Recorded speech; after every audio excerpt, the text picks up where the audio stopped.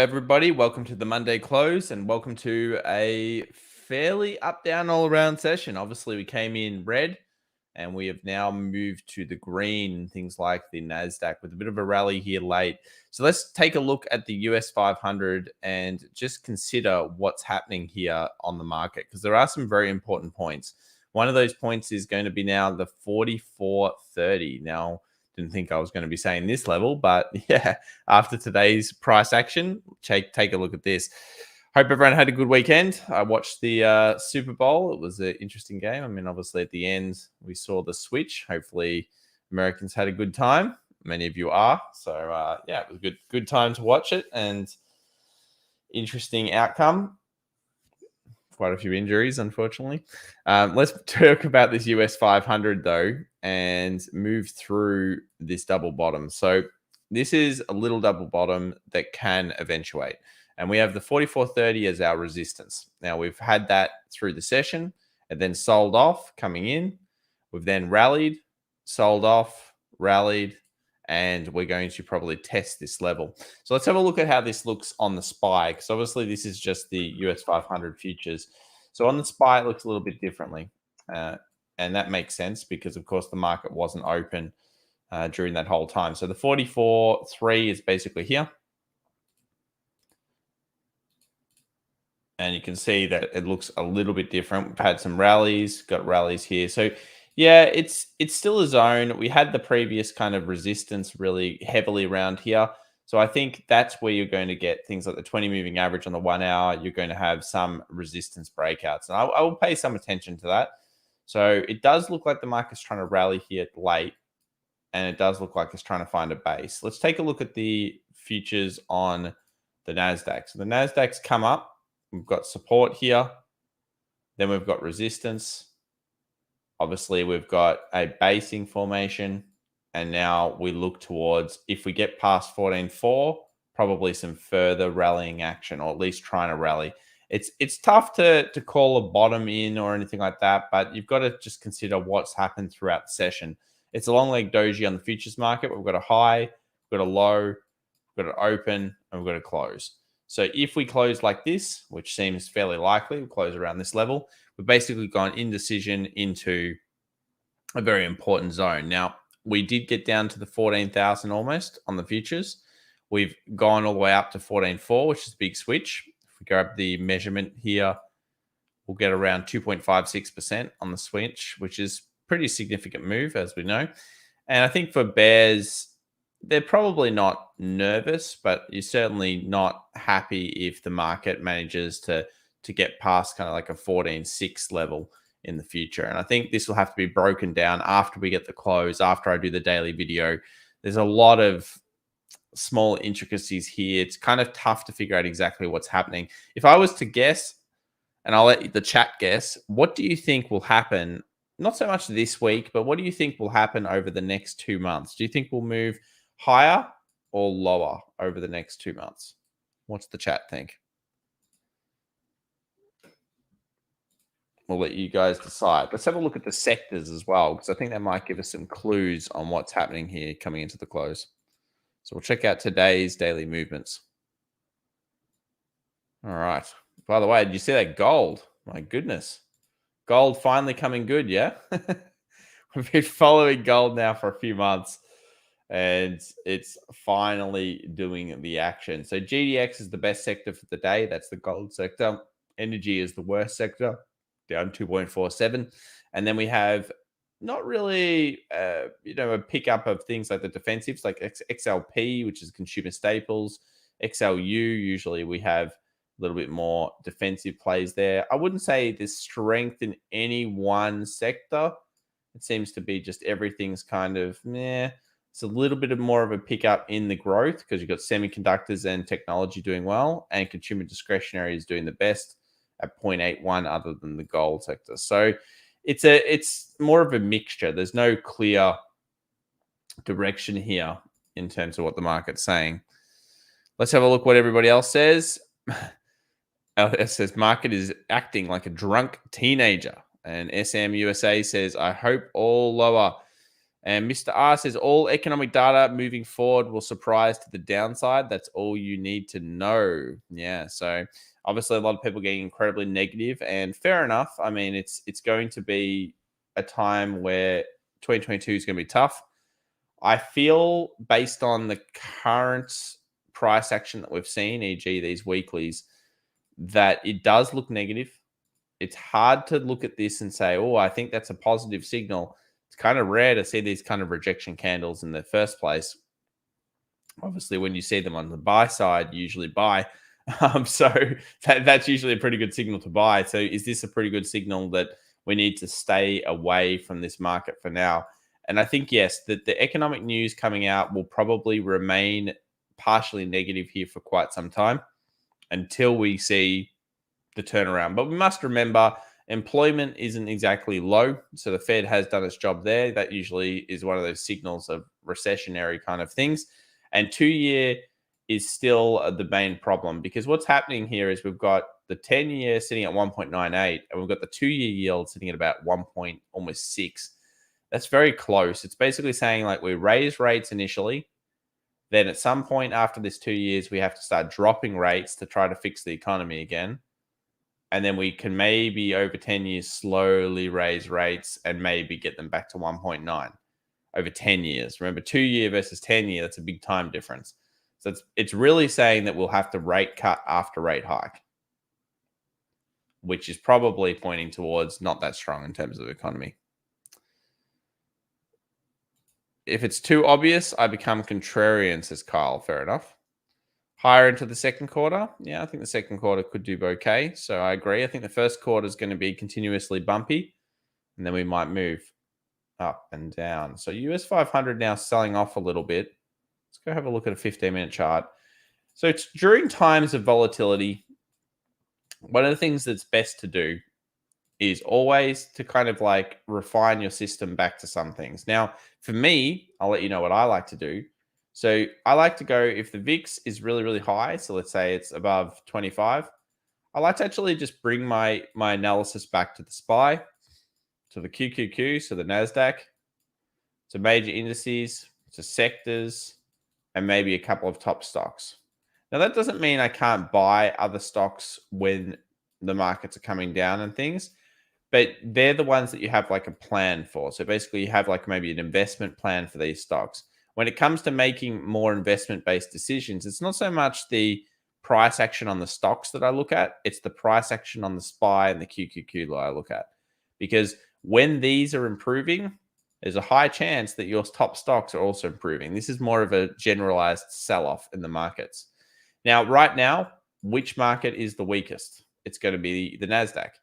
So therefore, the Nasdaq might be the best trade in terms of these particular indices because it's going to give you the best volatility, the best movement. And the SPY is probably going to be the best signal because it's more of a broad base of the economy. So we get a bit of an idea of whether the other sectors are also coming with it. Remember, this is mostly an attack on growth. Otherwise, why would energy be up so much? Why would financials still be holding? It's mostly an attack on growth from that action. Andy Lee, $5. Thank you very much, sir. Hello, this channel has been a lifesaver. Great to hear, man. Question, anything besides interest rates that are damaging REITs? Well, interest rates are a huge component of it, and obviously the inflation. They will damage REITs heavily. Real estate in general gets punished. And you've got to remember, it's also supply chain problems. So they all punish REITs. I can't really think of anything else right now.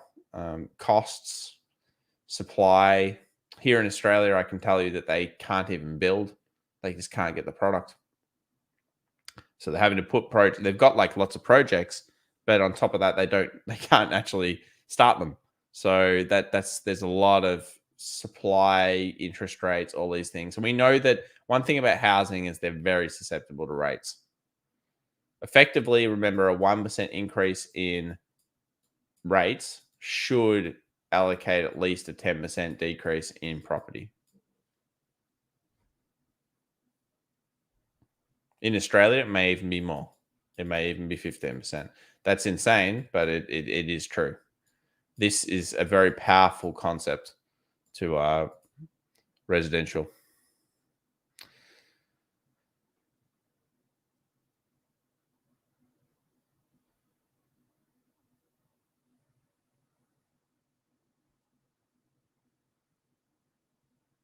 Thanks very much, SMUSA. So the market here coming into the close, small sell-off on the US 100. We get a bit of an idea that it was trying to find some clarity today. And unfortunately, it looks like we've got kind of this. Let's have a look at it on the NDX, the real market. So the real market's the same, get a little bit different in terms of readings. So you get the high and you do have the low and you do have the open and the close. Let's have a look at some of the stocks though. Before we go into the commodities, before we go into the cryptos, we've got 15 minutes till the close here. Let's talk about some of the stocks in the market itself. So we'll go to Apple first. So Apple, no doubt, double topped. You can see it here, little double top after a nice rally, after the earnings, etc.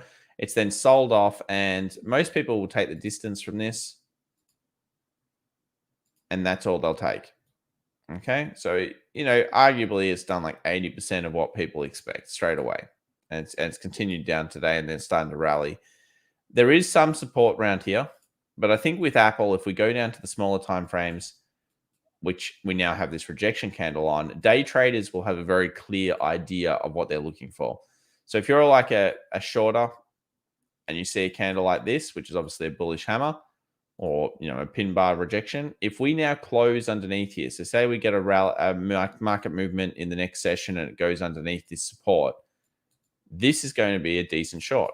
And it's going to be present in quite a few stocks. There's going to be decent shorts here trying to day trade those shorts down to at least that 160 kind of 3 area, if not even further. So I think there's going to be day trades that are possible here.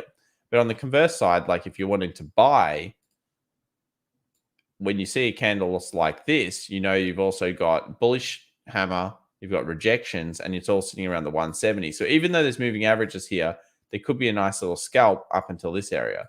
So I think that there's a lot of fast, nimble plays that could be here in the markets should you go and look for them. And whether that's going to be through the big stocks, which all have these kind of setups, remember they all have these setups, or whether that be just look at the index, waiting for it to go underneath the last long leg doji and then selling it off, or buying up if it goes above. I think that the day trades clearly just let the market tell you the direction and then go with it. Making a prediction about exactly where it's going to go right now, it's just not going to be easy. It's not going to be easy. Google, a lot of people were discussing this on the weekend, whether they want to pick it up for the split. And again, I think it makes a lot of sense to potentially try that. Obviously, the split more in the June kind of period. But to do it, you're going to need to see that the indices turn around. And at least breach past this 14.4 level. Gareth Benton, $4.99. Thanks, Gareth. Tom, running weekly credit spreads on Tesla this Friday, $7.95, $7.85. Do you see any issues with this? Well, I mean, it depends what the market ends up doing, but yeah, sure. With this strategy, returning nicely over the last few weeks. So the question really is, when you're running those credit spreads, what ratio are you running at, Gareth? So I like to know the ratio. So the credit spread, $10. I assume you're probably getting a little bit under 1-to-1. If you want to, just message and I'll pick it up. But let me know what your ratio is. So what he's doing is he's basically running a spread underneath here, most likely a put spread. And he's basically saying, okay, I don't think the market will get underneath this level because I've got support. I can sell credit underneath here and I can bring in a certain amount. And usually when you're doing it further-ish away from the money, you'll be getting less than 1-to-1. So it'll be like, I don't know, you put down, you get, let's say, $300 of credit, but the distance between each one would be like a $700 risk, something like that. And most of the time you'll be correct because you're saying that the market won't go any lower than that. It's not a risky strategy as long as you're prepared to realize that you've got to do it a few times to be successful. And also where your puts are heavily as well. So you want to kind of look for put walls in these situations with something like Tesla. We might be able to bring that up. So let's see if we can grab that for you. I'll start up this the Discord. I'll grab it off the bot. We'll see what happens. Yeah, a few people want AFRM. Sure, we can do that soon. So yes, this is a fine level to be trying to do it at. Not too bad.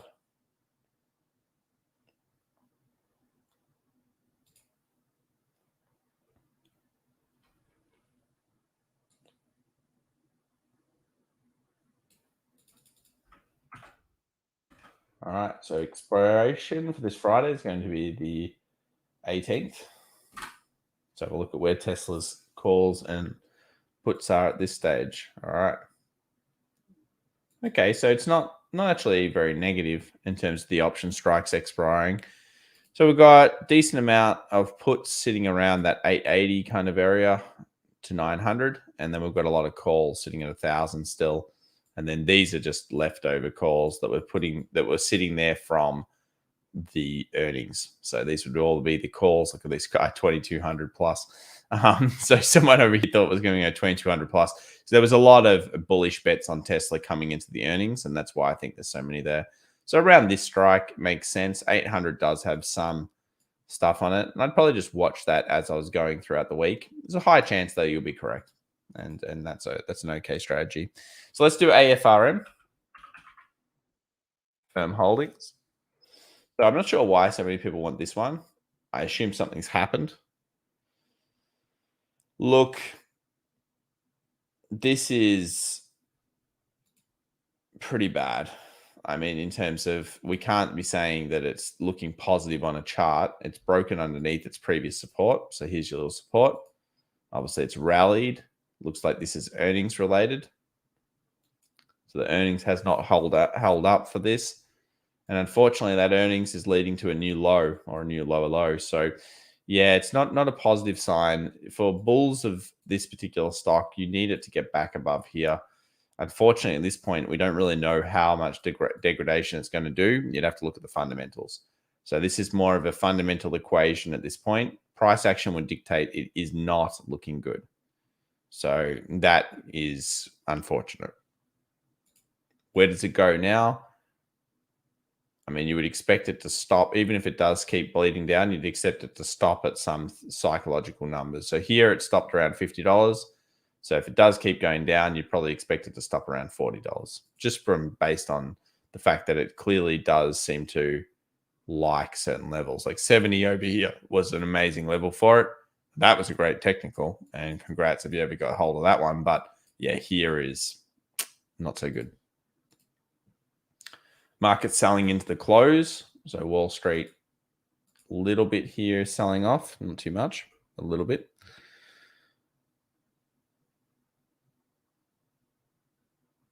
Yeah, so a lot of people discussing the whole idea of the Ukraine stuff. I don't really want to get too much into that just because of the YouTube components. But in general, the way that I look at it is we can't, if it does happen, it will initially shock the market. We'll have to see what the other moves are. We don't know. It's hard to speculate on it too much. I just think it's a day-by-day, case-by-case. At the moment, when the VIX is this high, it's better to be a day trader. It's better to be a scalper. And if you're going to buy investments, then we're doing it on the longer term aspect. Okay. If you're purchasing, so what I mean basically is you have an entry, you have a stop loss, and you have a take profit with most of your stuff. What you don't want to be doing right now is thinking I'm a swing trader, let me go swing. If you've been swinging all this time and you think, oh, I'm a swing trader all the time, I'll have a lesson for you.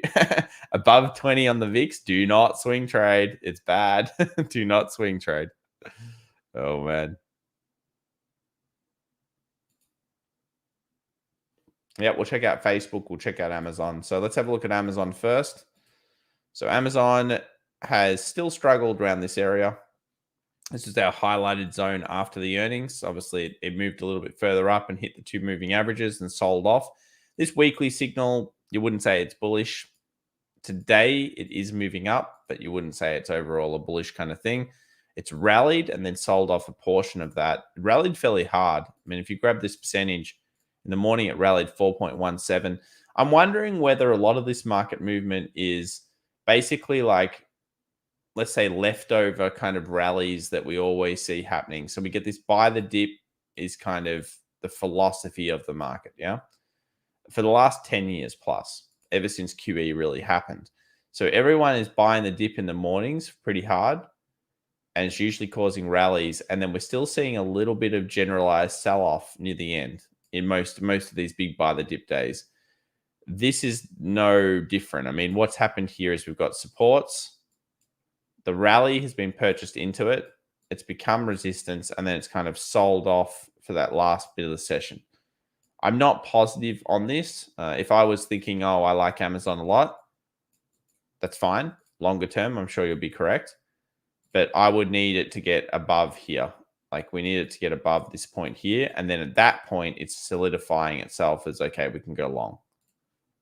But where it is right now, more chance that it actually tries to come down and fill some of those things that happened before, e.g. the gap. Remember, there's a huge gap fill here that could happen. So still probably looking towards the short here more than the long on Amazon. And Facebook was the other question, I think. Let's have a look at Facebook. A lot of people buying this, probably thinking it's cheap. So buy the dip has been pretty good philosophy again on this one. Resistance becomes support. I totally understand why. Let's have a look at the current price action to see whether Facebook is going to do well. So it's right on the support again. It's right down on the lows. I'm one of these people that tends to just sit here and wait it out to find the pickup. I'm prepared not to get the lowest price. So I'd be happy for it to just float around, move up, create a base, and then for me to buy it when I see the recovery. Now, this is only for me an entry, take profit, stop loss type of play.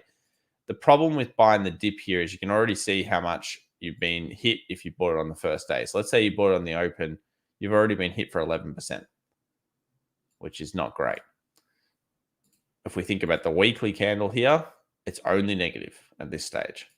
If we go to the daily, we're looking for it probably to get past this 235 to create some form of double bottom base. Today's price action, not positive. Not positive. Look at the 2 hour. A little purchase wick here at the close. After a big sell-off, maybe the best candle you've seen so far at the right support. If you really love it, then if it follows through a little bit here, maybe that's your first signal to scale in. I mean, I'm not a big fan of this type of trade, but yeah, that's the first sign of some strength. Let's go to the 1 hour. It is on support. That's the support that you're looking for. And you can see based on the weekly why.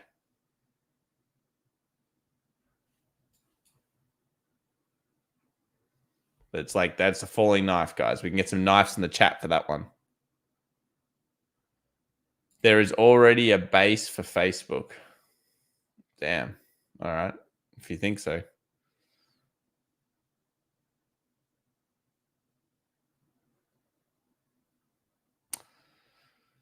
Under 218 for Facebook would be bad. Yeah, it'd be really bad. Someone's saying, what about the fundamentals? Oh, well, the fundamentals are stage 6. I mean, here's the stat you need to know.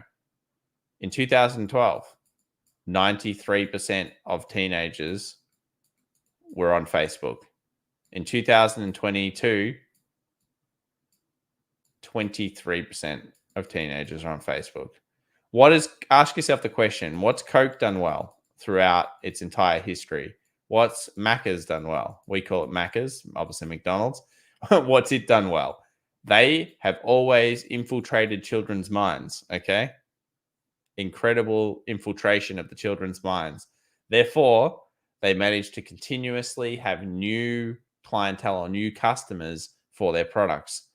There's clearly a disconnect here for Facebook. It's basically dying. It doesn't have the younger audience. And if it doesn't have the younger audience, how can it grow other than just milking its original audience, which is over here, which is why their EPS has been growing. And this is not a new phenomenon. They've been dropping this number for a while because TikTok and Snap and who knows what else, YouTube and everything else have been stealing it. But this is something that these companies understand, and it seems that Facebook doesn't understand it. So that's why they've gone and said, okay, we've got the meta now. Come back, come back. We'll see whether that works. The stat doesn't look good. Daniel Polk says, yes, Facebook is for people over 50 like me. Hey, I still use Facebook a little bit. I like the Facebook marketplace. I'm not 50 quite. And TikTok eats IG lunch. I tend to agree. I can see why TikTok is so much more popular. And Juicing Factor says, on IG now owned by Facebook, but TikTok is a problem. Yeah, I totally agree. B Marky says, they poison our children, probably talking about Coke and McDonald's. Yeah, that's true.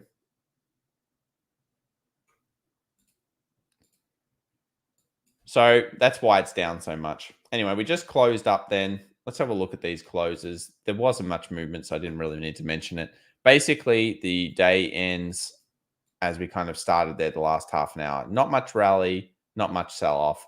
It's indecision at the end of the day. I think the futures market does have some interesting lows on it, though, and an interesting resistance at around that 44.30.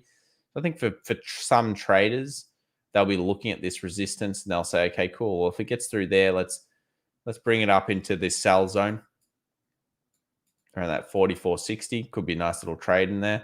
And again, we make a new low. That's going to be significant. As soon as that low happens, I think there's an incredible chance we go down to the 425, 430 area on the SPY.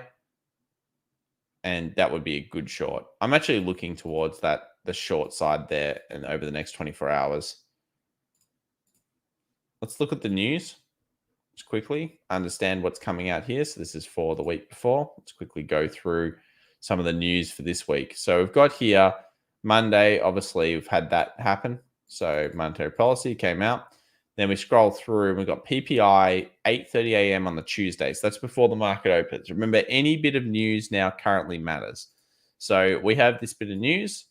We're going to find out what's going on with that. And that will probably shock the market. Maybe it won't. We'll see what it does.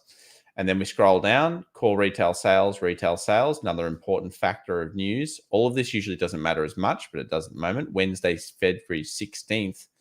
Look at the FOMC meeting minutes, which obviously is going to be the big deal. And the market may just chill around waiting for that. And this is the problem that you have with the Monday, Tuesday trade, is that are we just waiting for these little bits of news, such as the PPI, is this just all news trading? And that's often what happens when the VIX goes above 20. We become very reliant on news to push us in a direction. And then we've got the FOMC meeting minutes at 2 p.m. on the Wednesday. And I think that's where we're going to see a big directional movement here from the markets. What do you think, though? What's the chat think? Do you agree? Do you think there's going to be mostly a movement around that period? Let's have a look at the last couple of minutes here for the Tesla traders. 1.83% up for Tesla. Market started lower, moved up, rallied, and sold off, and then slight rally. So underneath here, of course, movement down to the 800. Rally above here. Let's go back to 950. So you got two very nice levels now. 4:30 SPY Friday. Yeah, I tend to think the low side needs to be tested. Yep.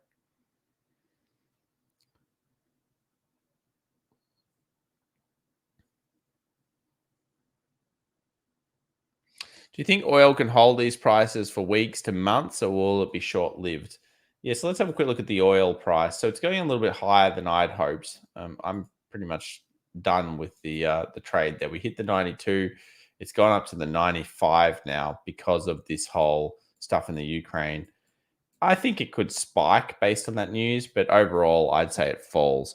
So Flash OG says, do you think oil can hold these prices for weeks or months, or will it be short-lived? I tend to believe that oil will turn around. Now, it may go all the way to 106 first, but I do think that oil will most likely turn around at some point here. And the main reason why is because we're way too extended away from the 20. And this doesn't happen that often. Like, think about, I know there's a lot of lines here, but think about all the extensions away from the 20. This would be one of the biggest extensions that we've seen in a very, very long time. So that's the mean reversion, really. Let's measure this out. We are now 18% away from the 20 moving average. Even over here, when we hit the peak, we were only 15% away. So we are even more extended away from the 20 than we were. And we've hit one of the targets that we had. So yes, anything can do anything, but by the powers of normal kind of mean reversions, this is too far away. So I'm worried about oil at these prices. If the trend is still up, you'd follow the trend. You never stop following the trend if that's what you want to do. You probably find your moving average of choice, which might be the 50 exponential moving average, the blue one here. You follow that up. But yeah, that's my thoughts on oil. Let's check out commodities. Let's talk about gold. So gold's hit the resistance that we had, the first one, which is pretty cool. So gold finally rallying here. Oh, it took so long, guys. But it's finally done it. It hit the 1870, which has been our target now for, I feel like, a while. Definitely, it's done better than the market, but still, it's taken a while. And now we move to what's the next step. Let's go over to silver first. Let's understand the daily close, how significant this daily close is for silver. So silver has gone through the double bottom. Beautiful, beautiful buying. It's had this nasty looking rejection week. We've then bought off the roll reversal, closed above that, which is significant. And you'd think the next level for silver is 2450. So if silver's doing this, gold might even smash 1870. So it might even go straight through 1872, 1873. And then we go to the next level, which is going to be 1910.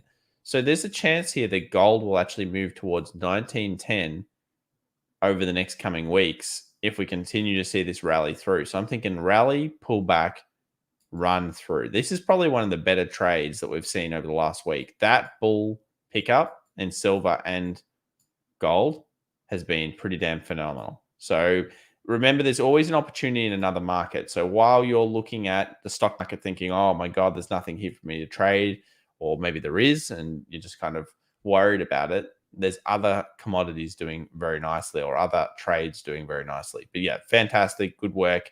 1870, certainly a scaling level in terms of if you're in it and you get back in, if it does something like that. Well done.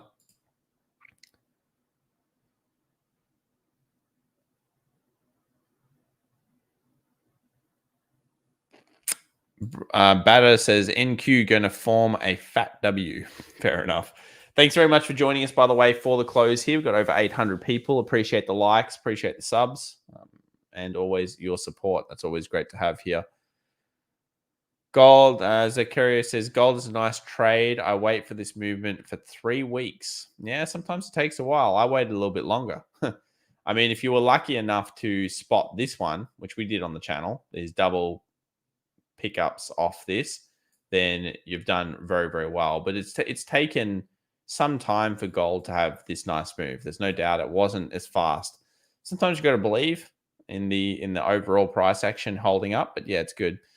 Monica N says Tom held the faith in gold. Good job. Yeah, well, we did. But it's not always easy to do that. Massey says, I've been scared of gold since the 9th of August 2021. 9th of August. Oh, this one here.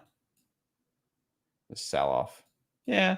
But I mean, again, should we really be scared? Gold is not something, unless you buy it for the investment, gold is not really something you buy with a CFD or a contract without a very nice kind of support.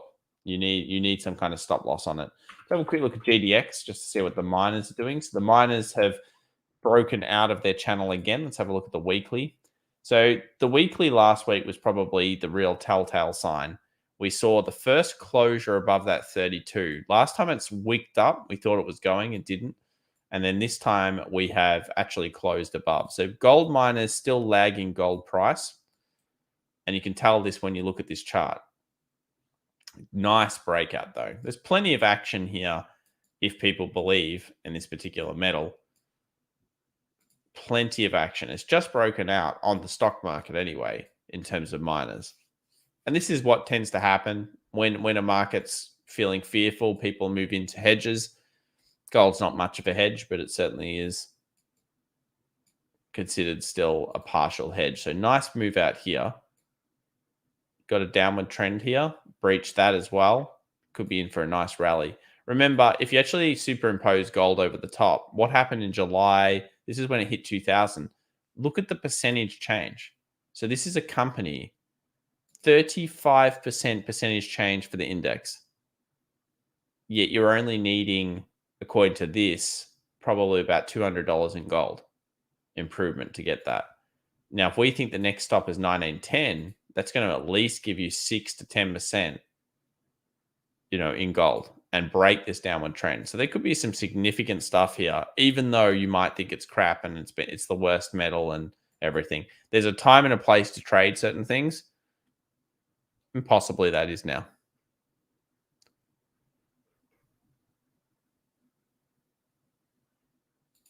Ginny says, "Why would PLTR go to 10?" Well, I'm not a big fan of Palantir.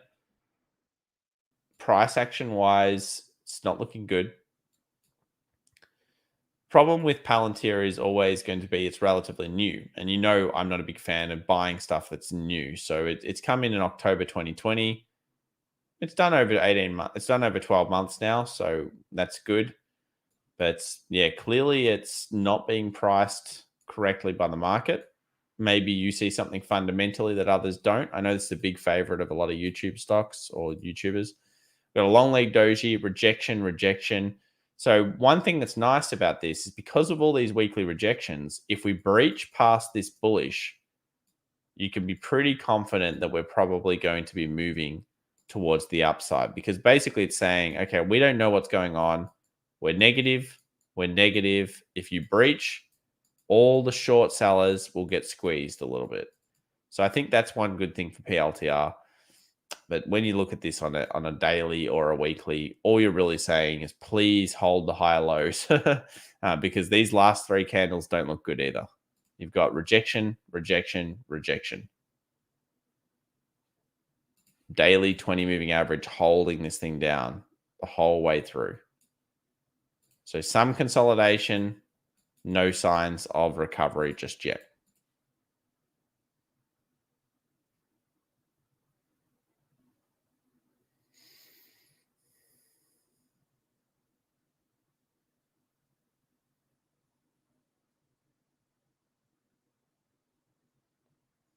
Gary Sony says, Tom, do you think it's likely for NVIDIA to fill its downside gap? So semiconductors are interesting right now.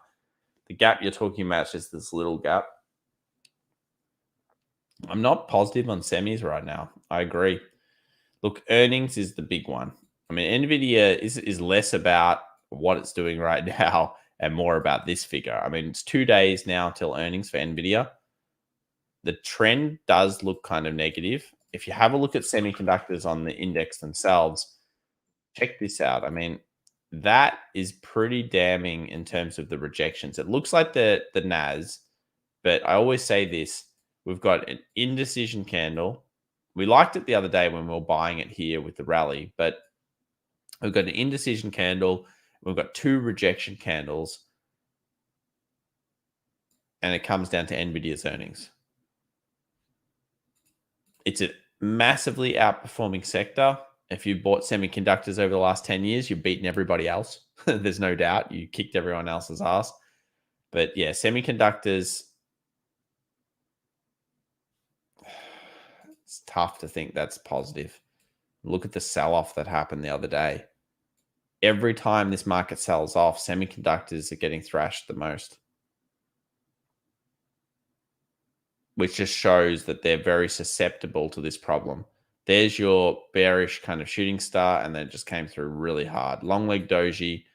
If you're feeling the semis, you're just looking for, of course, just like we are with the rest of the market, a bullish move above here. Try not to have too many opinions on these things. I mean, obviously I do because we're talking about the market stuff, but yeah, for me, it's just all trading the price action right now. Look for your supply demand zones. Understand that the semiconductor play is more about nvda and the earnings than anything else right now.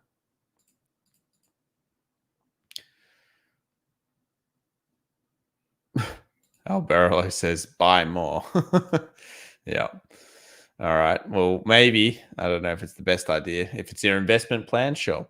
Michael H. Soxel is going to fly in one direction for the other or the other. That's for sure. I'm not sure about Soxel. Anyone see that coin commercial during the Super Bowl? Crashed the coin website. Not the best look, is it? You'd think they'd come a bit better planned.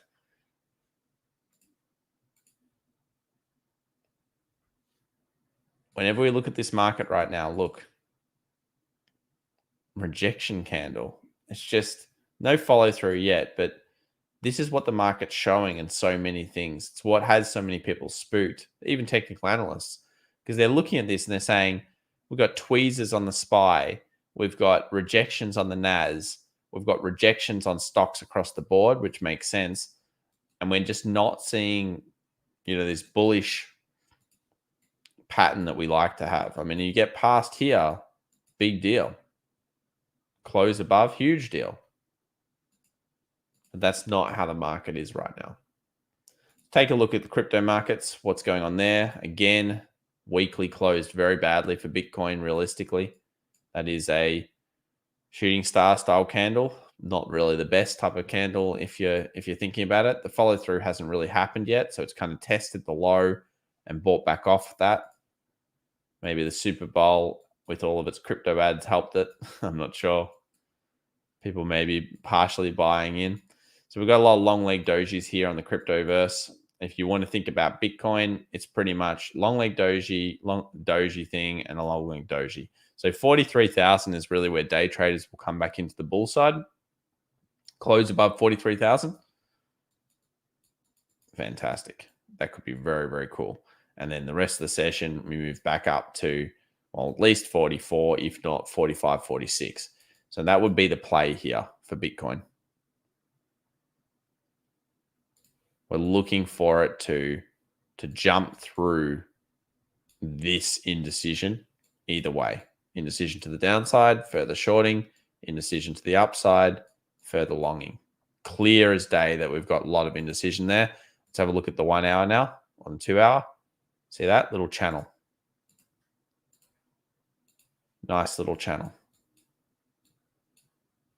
So just looking for breaches of the channel or just trade within the channel. Higher risk, higher reward if you trade within the channel. Ethereum, it's a downward trend line that we breached the other day. It's still holding it. So hope's not lost for the crypto. I mean, you'd think if gold's moving, hopefully crypto could hold up as well, hey? But yeah, this becomes the trade, 29.81. So pretty much a 3K. Base form, close above, rally for Ethereum. Edward says, Tom, did you cover the NDX QQQ yet? Yep, we always do that. Weekly and daily are strong sells. Love to hear your take. So daily is more of just a sell, but not a strong, like it's just kind of like an indecision, I would say. The weekly, yeah, it's pretty bad. it all looks kind of shocking. It's just going to be the news. So if you think about the QQQ, we go to the daily. Just got a long leg doji. Obviously, this signal is saying sell. The overall weekly is still saying the exact same thing. So if we go to the week, but everybody sees this and the market likes to really attack those things. I think we're just waiting for news. And the first bit of news is going to be, I believe, the PPI, which comes out tomorrow or on the morning of Tuesday morning. Was it Tuesday morning? Let's have a look here. Oh, this is too far back. Monday. So yeah, Tuesday morning, 8:30 a.m. we get the PPI. That will probably be the thing that pushes the market. Everything really is waiting on the Fed though. So we're waiting here on the FOMC meeting minutes, 2 p.m. on Wednesday. Unfortunately, this is all news-based now. The technicals are saying short, short, short, and the news is the only thing that can stop that. Had some questions coming in about Square and PayPal. Nothing much happening here on Square, or Block, as we call it now. Nice support at 100. It's trading at 111. So realistically, it's holding its way up. And this is for all hyper stocks. They seem to have found a little bit of basing. I mean, you can, again, look at the weekly. Long leg doji, long leg doji, long leg doji. This is forming a base. The volume is going up. So there's a lot of trade going through. I think people are starting to recognize, well, maybe this is cheap fundamentally. Maybe this is still a growth stock that we're getting at a way discounted price of 2018 price, even after they've grown. And then we look at PayPal. PayPal doesn't have the same base on it as Block. So PayPal doesn't have any structural base at this stage, unfortunately. Even the volume isn't as high. So I would say PayPal doesn't have the same thing that Block has, which Block tends to, looks like it has a very nice level. And you've also got that daily 20 moving average that you're just trying to breach through. So imagine if you close above here, which is not that far away. It's like a 120 close. Significant bull action. Just the volume is just huge here, guys. Look at the volume. Someone's buying it. We do have earnings coming up, but someone is buying this. This is a news-driven week because that core inflation number was so bad that now the market is going to move off all the news. All the news counts, which is unusual, but it's how it is. We just need to recognize that. Be fast, be quick. Recognize that news is going to push the markets this week. Question coming in about AMD. We'll finish up on this one. So AMD looks kind of similar to the market.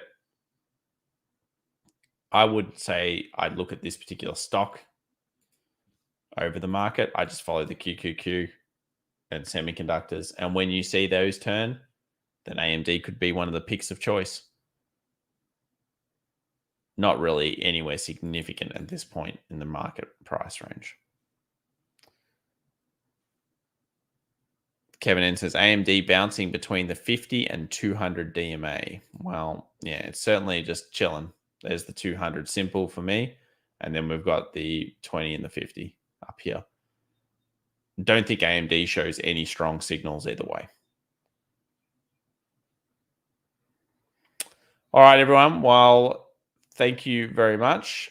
We've got one question coming in here about Solana. Might as well have a quick look at that. Haven't looked at Solana for some time. No, I may have actually lost my connection to TradingView.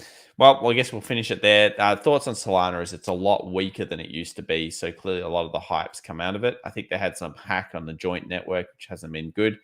Like any of the cryptos, it's not really all the alts are struggling. Polkadot, Solana, Link, doesn't matter which one you look at, they're all struggling. It's just the Bitcoin show at the moment. Until Bitcoin stabilizes and people get confidence in the networks, you won't see everything coming back up. But Bitcoin is still holding quite a good number. 42,000 is that's not weak for Bitcoin. It was 33K only the other day. But you'll notice that when Bitcoin was 33K, some of the things like Polkadot and KSM and Matic and all those other ones were actually not that much lower than they are now. So all the money's over here in Bitcoin, little bits in Ethereum. These are the two strongest. And until they stabilize, we won't see alts pick up that much.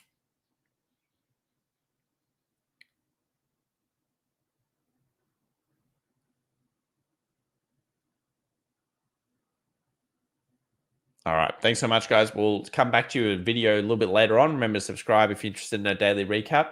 I'll have to go do some analysis on this US 500 as I do think it's a day by day, case by case. We end up closing around 4,400. Remember, that is an interesting zone. So 4,400, yeah. That is going to be It's going to be a very, very interesting week, if not couple of months. Be fast, be quick. VIX still at 28, so just remember all of that's there. And at the moment, the best trades have been in gold, which we've been following on this channel. So remember to subscribe if you're interested in always checking out all the markets rather than just one. Catch you for now.